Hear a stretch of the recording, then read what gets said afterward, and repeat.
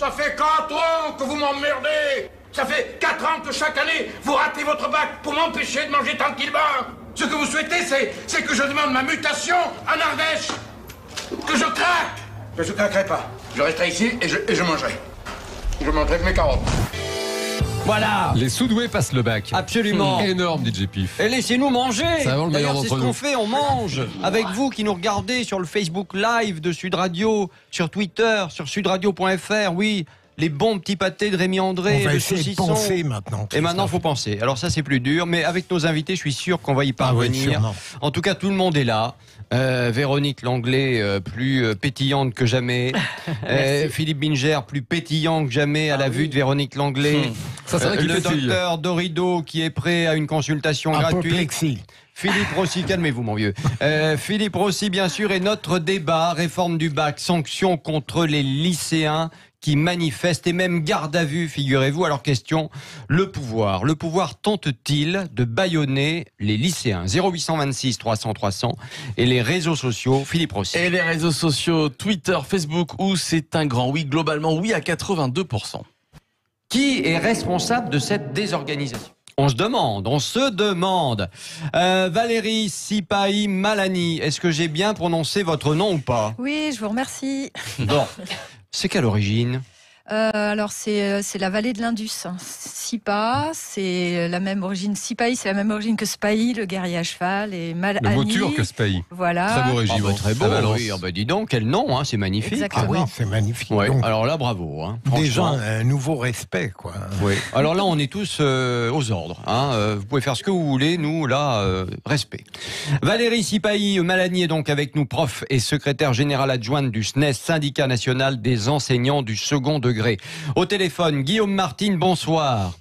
Bonsoir. Merci Guillaume d'être avec nous, avocat pénaliste et membre du syndicat des avocats de France. Alors la fronde contre les premières épreuves communes de contrôle continu se poursuit. Des blocages ont encore eu lieu dans certains lycées hier, par exemple, pour empêcher la tenue de ces épreuves. Des lycéens ont aussi dénoncé le placement en garde à vue, c'était vendredi, de 4 lycéens du 20e arrondissement de Paris après avoir mis le feu à une poubelle aux abords de l'établissement pour protester contre le nouveau bac. Tout d'abord, Valérie, vous qui êtes prof, qu'est-ce qui ne va pas dans cette réforme du bac et dans ce contrôle continu? Pourquoi on en est là? Pour qu'on comprenne bien d'abord les choses. C'est-à-dire que le bac, jusqu'à présent, c'était un diplôme national. Oui. Des épreuves nationales au mois de juin pour tout le monde, Oui. sur un même sujet pour tout le monde, avec le même barème pour tout le monde, dans des conditions d'examen pour tout le monde. Là, C'était identique, oui. C'était identique, et donc le parchemin avait la même valeur pour tout le monde. Oui. Là, on a 40% du bac qui passe en contrôle continu, organisé dans les lycées, dans des conditions qui sont extrêmement différentes d'un lycée à l'autre. Parfois, vous êtes dans des conditions d'examen, parfois vous êtes entassé dans la salle de classe, 2 par table. Parfois, vous avez une surveillance correcte, parfois vous avez un seul surveillant. Là, on a fait des épreuves de langue vivante. Parfois, l'écoute des documents sonores s'est bien passée, parfois, elle s'est mal passée. Ensuite, on a des sujets qui sont de qualité extrêmement variable. Les sujets fuitent au fur et à mesure qu'ils sont passés dans les établissements, puisqu'on peut passer les épreuves du 20 janvier jusqu'à donc début c'est un mars. affaiblissement du bac, hein, Et voilà. clairement. Et donc, La partie, et les Clara. profs, on n'a pas de barème. Donc, vous avez une série de questions et puis vous dessinez en interne. Ah bah tiens, cette question-là, je vais mettre 3 points. Ah, mais dans le lycée d'à côté, peut-être qu'elle vaut qu'un seul point. Ah bon, c'est pas les mêmes règles sur le barème non plus? Ah bah non, puisque c'est local. Tout doit être local. Ah bon? Et donc, on peut comprendre que les lycéens soient mécontents, parce qu'après, ça veut dire que la valeur du bac, elle sera locale, et vous vous doutez qu'elle n'aura pas exactement la même valeur dans un lycée Ouais. dans un lycée de banlieue et dans un lycée très célèbre de centre-ville, ou bien même dans un lycée public ou dans un lycée privé. Oui. Dites-moi, parce que quand même, que les lycéens soient pas contents, que les profs ne soient pas contents, c'est une chose. Mais quand même, quand on regarde un petit peu les faits, est-ce qu'il faut aller jusqu'à la violence? En Seine-et-Marne, une lycéenne s'en est prise physiquement à son proviseur, ce qui a entraîné un retard au début des épreuves. Mardi dernier, au lycée Montaigne à Paris, l'équipe éducative a été aspergée avec des extincteurs devant la porte d'entrée de l'établissement par des personnes encagoulées. À Rennes, les pompiers ont dû intervenir pour éteindre un début d'incendie dans un lycée où 350 élèves passaient les épreuves. Est-ce que c'est normal d'en arriver là? Est-ce qu'il faut aller jusqu'à la violence? Parce que, non mais si je vous pose la question, Oui, c'est non, pas mais par j'entends hasard, c'est tout simplement parce que on a eu les violences liées aux gilets jaunes, on a eu des violences pendant les manifestations contre la réforme des retraites, et maintenant on a des gamins qui se livrent à des violences contre le personnel éducatif, contre les proviseurs, contre les établissements. Est-ce qu'il faut en arriver là parce que on a un bac qui est ce qu'il est? Est-ce qu'il n'y a pas une autre manière, je ne sais pas, de lutter, quoi, de dire ça va pas? On est tout à fait d'accord. Ça fait 1 an et demi que nous prévenons le ministre de l'Éducation nationale que sa réforme, elle va avoir du mal à passer, qu'il faut qu'il mette un petit peu d'eau dans son vin, qu'il faut qu'il écoute. Et là, on a clairement le jeu du pourrissement. Et donc, ce qui s'est passé, c'est que dans les premiers lycées, dès qu'il y a eu le moindre petit problème, les consignes ont été passées de serrer la vis. Et donc, plutôt peut-être dans l'écoute, dans la prévention. D'habitude, c'est ce qu'on fait avec nos lycéens, on est dans le dialogue. Là, la consigne, ça a été non, vous vissez. Donc vous vissez en appelant les policiers à être très proches aux abords des établissements, voire même dans les établissements. On vous a dit, il faut que les policiers soient aux abords des établissements. Eh bien, si vous prenez Paris, par exemple, il y a des chefs d'établissement qui ont demandé l'aide aux policiers, alors qu'il n'y avait pas forcément besoin. Mais oui. Voilà, vous connaissez l'état de la police en ce moment. Quand on voit arriver des policiers en grande tenue et avec leur bouclier, ça peut générer de la violence parce qu'il y a de la panique. Et puis par ailleurs, il y a parfois des policiers qui se trouvent là où on leur a pas demandé de venir. Et donc là, on ne sait pas d'où ils viennent. Ça veut dire qu'on a des policiers qui patrouillent près des lycées, alors que les chefs d'établissement nous disent qu'ils n'ont pas demandé ces patrouilles. Donc là aussi, on peut être un tout petit peu étonné d'où viennent les ordres, on n'en sait rien. Tout ce qu'on sait, nous, c'est qu'on connaît nos ados, et quand les adolescents commencent à être malmenés, ça risque de dégénérer. Et donc là, il y a vraiment un problème. Non, mais c'est intéressant ce que vous dites. Je serais curieux de savoir ce que les policiers, comme par hasard, font de plus en plus autour des établissements scolaires s'ils n'ont rien à y faire. Il va falloir quand même qu'on m'explique c'est quoi cette volonté. Elle vient bien de quelque part. J'imagine qu'elle vient du gouvernement, qu'elle vient de Castaner, qu'elle vient de Blanquer, je ne sais pas. On va enquêter. Mais enfin, c'est vrai que c'est quand même assez surprenant ce que vous dites, quoi. Moi, je vous dis des faits. Après, on n'est pas dans le secret des décisions des préfets, par exemple, hein, mais il y a quand même des choses qui sont très étonnantes. Et comme nous, en tant qu'adultes, on vit la même chose dans les manifestations en ce moment, on se dit qu'il y a vraiment une volonté. Quand on n'est plus capable de convaincre par le dialogue, on y va en force. Est-ce que vous dites pas un peu, non mais vous qui êtes les adultes comme vous dites, est-ce que vous n'êtes pas un peu derrière les élèves à leur dire allez-y, rajoutez-en une couche là? Non, nous on a un code de déontologie. Nous, ce qu'on fait dans la majorité des établissements, c'est qu'on sort quand nos élèves sont dehors. On sort et on essaye de calmer le jeu avec eux.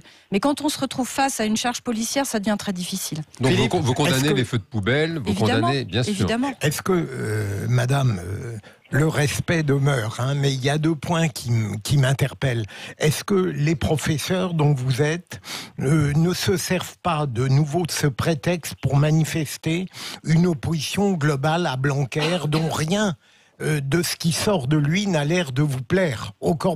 Deuxième élément, j'ai l'impression tout de même que la violence des élèves, vous la sous-estimez, que je ne crois pas du tout à cette police, comme le disait Christophe, qui viendrait par hasard aux abords des établissements alors qu'elle n'aurait pas été sollicitée. Il suffit de lire tout ce qui se passe dans les établissements pour comprendre que régulièrement il y a des problèmes. Alors est-ce que le citoyen que je suis se trompe? Est-ce qu'il est égaré? Écoutez, je ne sais pas ce que vous appelez des problèmes réguliers dans les établissements. Là, pour moi, on est dans une situation de crise, ça c'est clair. D'une part. Ensuite, que les enseignants soient en difficulté avec leur ministre, c'est quand même assez étonnant. Hein. Pour tout. Mais parce que ça s'est construit peu à peu, la situation s'est tendue peu à peu. On a un ministre qui passe en forme sur toutes ces réformes. Là, on est dans une situation totalement inédite. On n'avait jamais vécu au lycée passage d'une réforme en seconde et en première, 2 années en même temps, avec des programmes qui sont extrêmement difficiles, dans lesquels il y a des erreurs. Par exemple, nous avons demandé correction de quelques erreurs. On nous a dit non.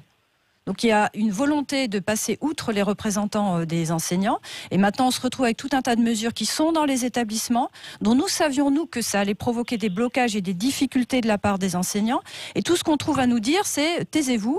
Le fonctionnaire fonctionne. Et si vous ne faites pas ce qu'il faut, on va vous sanctionner. Et c'est effectivement ce qui se passe aussi pour les enseignants. Mais les enseignants n'ont jamais cherché, parce qu'on protège nos élèves. Et l'enseignant a l'amour de ses élèves. Donc on les protège, et nous, ce qu'on a appelé, c'est à la grève. Et on a appelé aussi à aller protéger nos élèves quand ils sont sur la voie publique, parce que c'est comme ça qu'on fonctionne. Guillaume Martin, qui est avec nous, je le disais, qui est avocat pénaliste et membre du syndicat des avocats de France. On vient d'entendre à l'instant Valérie, qui est prof et secrétaire générale adjointe du SNES, comme on l'a dit, expliquer ce qui se passait, notamment cette présence policière, cette tension qui existe. À votre avis, vous qui êtes avocat, qui connaissez bien évidemment toutes ces questions, est-ce que vous avez un sentiment, parce que on a le sentiment, nous, en écoutant notre ami prof qui est avec nous en studio, que, ma foi, le gouvernement, dans ce domaine-là, fonctionne comme dans tous les autres domaines. C'est en gros, c'est comme ça, c'est pas autrement, et fait monter à chaque fois la pression, et donc la violence qui s'ensuit. Vous en pensez quoi ? Oui, bonsoir à tous. D'abord, effectivement, moi je partage le sentiment qui a été exprimé à l'instant, qui est le suivant, c'est-à-dire qu'il fait monter la pression, notamment d'ailleurs en écoutant sans doute pas suffisamment les revendications des uns et des autres, et puis on laisse monter tranquillement la pression jusqu'à un stade où effectivement il y a des débordements et qui sont sans doute pas acceptables quand des personnes sont agressées, c'est évidemment toujours regrettable. Mais c'est une nouvelle, c'est la doctrine du gouvernement de faire monter la pression pour après sanctionner et diviser encore plus, y compris là au niveau de l'éducation nationale, enfin voilà, des lycées. Et à l'évidence, le gouvernement fait un choix de gérer la question des blocages des lycées, qui est quand même une question, relativement simple, qui est surtout ancienne. C'est pas la première fois, ni cette année, ni les 10 ou 20 ou 30 dernières années qu'il y a des blocages devant les lycées. Il y a quand même une réalité, c'est que la façon dont sont considérés ces blocages, dont on considère qu'il faut intervenir sur ces blocages, a changé.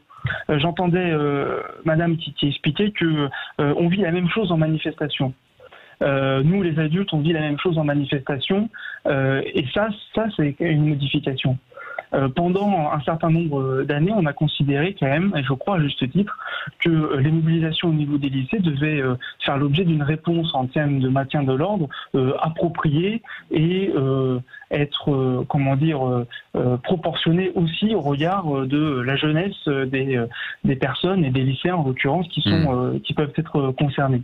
Mais il y a quand même un glissement qui s'opère depuis un certain nombre de mois et qui est extrêmement regrettable. Aujourd'hui, vous avez des gens, des gamins qui sont placés en garde à vue pour plusieurs heures, même pour plusieurs jours, et c'est pas nouveau. Rappelons-nous quand même ces dizaines de lycéens qui à Mantes-la-Jolie, il y a un peu plus d'1 an, avaient été alignés à genoux. au sol, mis à genoux au sol. Et comme avait dit Ségolène Royal, ça leur fera une leçon et des souvenirs, oui.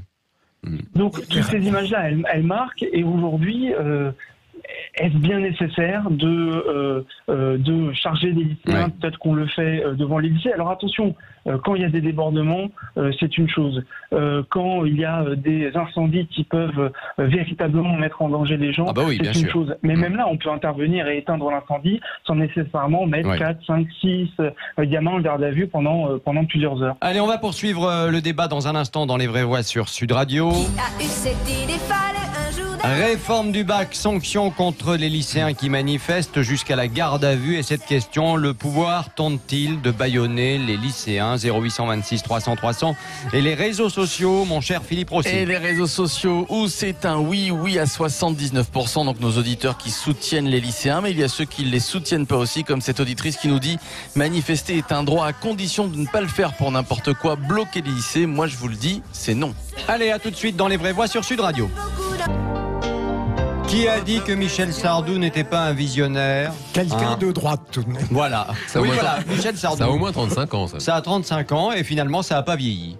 Si l'on en croit nos invités, ça n'a pas vieilli en tout cas. Je crois que c'est STM. C'est STMG. Réforme du bac, sanctions contre les lycéens qui manifestent et garde à vue même. Alors question, le pouvoir tente-t-il de bâillonner les lycées? 0826 300 300 et les réseaux sociaux. Philippe Rossi. Et les réseaux sociaux, c'est le oui qui l'emporte. qui augmente. Sur Twitter, on passe de 79 à 83%. Ça augmente également sur Facebook, oui, de 92 à 95%. Valérie Sipahi-Malani est toujours avec nous. Elle est prof, elle est secrétaire générale adjointe du SNES, le syndicat national des enseignants du second degré, et Guillaume Martin, avocat pénaliste et membre du syndicat des avocats de France. Tiens, vous vouliez prendre la parole, Véronique Langlais, qui est avec nous, parce que vous êtes sur l'enseignement professionnel avec votre secteur, la boucherie, et vous dites attention, oui, même danger, fait, il n'y a pas que le bac qui est dévalorisé. Non, il n'y a pas que le bac qui est dévalorisé, notamment le premier diplôme qui est le CAP, qui est aussi nivelé sur le bas. C'est-à-dire que... oui. Depuis quand ? Et depuis là, alors c'est pas pour 2020, mais plutôt pour 2021, on a complètement réformé l'ensemble des programmes. C'est beaucoup plus... Alors c'est pas... Justement, c'est à l'inverse, c'est-à-dire que on a allégé les programmes et qu'on a allégé... On a raboté les programmes, quoi, absolument, pour être clair. et qu'on a aussi allégé le diplôme dans les examens, finalement. Donc ça va faire des enfants qui auront une culture beaucoup plus... légère, light, et le niveau finalement de l'examen fera pas de bons professionnels. C'est quand même inquiétant. Vous en pensez quoi, docteur de Rideau? Écoutez, ce que j'en pense, c'est qu'il me semble qu'on mélange deux sujets. Il y a le sujet de ces revendications légitimes autour de la qualité de l'enseignement, et ça on laisse les spécialistes. C'est intimement lié. Parce que là, c'est ce que vient de dire à l'instant notre cher Bordet. Il me semble que ce n'est pas lié, parce que là on est sur la question du débat, c'est est-ce qu'on met des lycéens en garde à vue? Et pour moi, ça nous renvoie à cette question qui est assez récurrente. Oui, sauf que les lycéens manifestent, mais que les autres ne manifestent pas parce qu'ils ne sont pas au courant. Oui, vous allez le dérouler. Je vous dis simplement que votre idée, vous pouvez la dérouler. Si elle n'est pas bonne, elle ne sera pas bonne. Donc, je vous dis simplement une chose, c'est que quand on dit bâillonner les lycéens, c'est à la fois effectivement cette histoire de ces gamins mis en garde à vue, et notamment 36 heures, ce qui paraît assez important, et on se dit, est-ce que ça mérite bien de... Bon, voilà. C'est aussi des zéros qui sont mis comme ça à des gamins parce que ils ont eu l'outrecuidance. Non, pas du tout. C'est dans les textes, dans les nouveaux textes du bac. Voilà, l'outrecuidance d'aller manifester. Parce que c'est quand même des manières d'empêcher les gamins d'aller manifester aussi. C'est-à-dire que la question, c'est de savoir comment les personnes manifestent. Et là, ça fait quand même plus d'1 an maintenant. On a eu la crise des Gilets jaunes, on a eu les manifestations des retraites. Là, on a les lycéens où on assiste à des manifestants qui emploient la violence, des feux de poubelle. Parce que visiblement, il y a que ça qui fonctionne à la fin. Non, et qui copient aussi leurs aînés. Pour les Gilets jaunes, ça a fonctionné. Ils ont eu 17 milliards. C'est même pas eux qui l'ont eu, d'ailleurs. Je ne vous rejoins pas, Bordet. Je trouve ça très toxique de dire que la violence fonctionne, parce que précisément c'est le rôle des forces de l'ordre de rappeler que manifester est un droit, mais la violence, elle est inacceptable. Je n'ai pas dit qu'elle était acceptable, je constate. Donc les personnes qui mettent le feu, il n'y a pas que des personnes. Là, on a des lycéens qui ont été arrêtés, des lycéens du lycée Gustave Eiffel de Gagny qui ont été arrêtés. Ils n'avaient rien fait, c'était une arrestation préventive. Ils sont en garde à vue de manière préventive parce qu'éventuellement ils pourraient participer à un blocage d'établissement. Ceux de Maurice Ravel dans le 20e, ils avaient mis le feu à des poubelles. Donc, c'est vrai qu'en 1968, il n'y a pas eu de feu de poubelle. Écoutez, en 1968, ça a été le début de la fin avec ce slogan obscène et abject CRS-SS. Voilà. 1968, c'était le début de la fin de l'ordre. Guillaume Martin au téléphone. Juste intervenir. Moi, je pense qu'il faut distinguer un peu les choses. Qu'il y ait une poubelle, parce qu'on parle d'une, peut-être 2 poubelles, et quand on regarde les images, c'est pas non plus les incendies en Australie, devant le lycée Maurice Ravel. Quel sens de la mesure? Et que les forces de police se présentent pour mettre un périmètre de sécurité, éteindre l'incendie, c'est une chose. Est-ce qu'il faut placer les gamins qui sont susceptibles, parce que moi je resterai prudent, je suis pas dans la procédure, je sais pas si les éléments sont sérieux pour mettre en cause ces quatre élèves. Est-ce que ces 4 élèves-là devaient rester en garde à vue pendant 35 heures? C'est autre chose. Et c'est ça qui est discuté. Et c'est vrai que au-delà des poubelles qui peuvent parfois être incendiées de ci, de là, il y a aussi des blocages qui se passent très bien. Alors oui, il y a 4-5 poubelles devant un établissement, c'est moche, mais est-ce qu'il y a un trouble à l'ordre public au point de devoir placer en garde à vue, comme ça a été fait effectivement à Gagny hier, pendant plusieurs heures des mineurs? Je crois que là, on peut vraiment s'interroger sur le caractère disproportionné de la réponse sur le plan judiciaire qui est formulée par le pouvoir. Vous avez raison de vous interroger, je respecte bien sûr vos interrogations. Toutefois, il me semble important de rappeler que dans ce pays, il y a des voitures qui qui brûlent, il y a des commerces qui brûlent lors de certaines manifestations. Là, en l'occurrence, c'est des poubelles qui brûlent. Je vais vous dire et c'est quand même nécessaire très bien ce que vous dites. les forces de l'ordre, c'est très bien. Et des feux qui se propagent aux immeubles, on l'a vu. Et je pense que c'est pour ça la mesure. Je ne peux pas vous laisser dire ça comme ça, parce qu'alors, à ce moment-là, il y a 2 poids et 2 mesures. C'est-à-dire que pour le Nouvel An, il y a des centaines de bagnoles qui ont brûlé en France, on n'a arrêté personne. Et là, comme c'est facile d'aller arrêter des gamins mineurs qui ont foutu le feu à une poubelle, on va vite les arrêter, voyez-vous. Donc il y a 2 poids et 2 mesures. Mais Christophe, le réveillon, c'est un scandale. C'est tous les ans. Mais je voudrais répondre là où le blocage est d'ailleurs exaspérant à force, cette volonté en permanence de perturber le fonctionnement normal des établissements est un scandale. Mais là où je vous rejoins un peu, pensant comme d'habitude un peu contre moi-même. Bravo. Je me demande, non mais sérieusement, Christophe, parce que je peux peut-être je me demande si le pouvoir, confronté en permanence à 1000 harcèlements, agressions, n'est pas tenté parfois d'en faire un peu trop. Mais alors, qui harcèle? Est-ce que c'est pas le pouvoir qui harcèle quand il réduit ou quand il rabote le bac? Non. Est-ce que c'est pas le pouvoir qui harcèle? Le gouvernement gouverne. On peut poser la question. On peut poser la question. Si vous appelez toute action d'un pouvoir à partir du moment où il a été élu harcèlement, on risque de tomber dans une guerre fratricide. Valérie Sipahi-Malani. Non, je voudrais d'abord dire une chose, c'est que il faut à l'éducation nationale, avec les élèves, nous on a une doctrine, c'est celle de la sanction éducative. Les gardes à vue, il y en a déjà eu dans le passé. Donc. Ah si, mais elle doit être éducative. La garde à vue, est-ce que c'est une sanction éducative? On a de gros doutes. Ils ne sont pas là pour ça. On peut faire des travaux d'intérêt généraux. Mais justement, à une époque, ça se serait pas passé comme ça. Et nous, on sait qu'il y a des gardes à vue qui se passent extrêmement mal. On l'a bien vu pour les lycéens d'Arago, il y a quelques mois de cela, avec des gardes à vue qui ont été punitives et des élèves qui mettent ensuite des mois, voire probablement des années à se reconstruire derrière.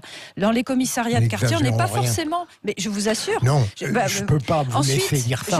Je peux continuer? Oui, pardon. Voilà. Ensuite, c'est pas en permanence les blocages. On est dans une situation de crise. Cette situation de crise était anticipable. Il y a un moment où il faudrait peut-être entendre, quand toutes les sonnettes d'alarme sont tirées, il faudrait peut-être prendre des mesures en prévention plutôt d'attendre que la situation en vienne là. Et c'est là où on a vraiment un gros problème avec ce gouvernement qui ne fait aucun compromis, qui n'écoute rien et qui ensuite sanctionne durement.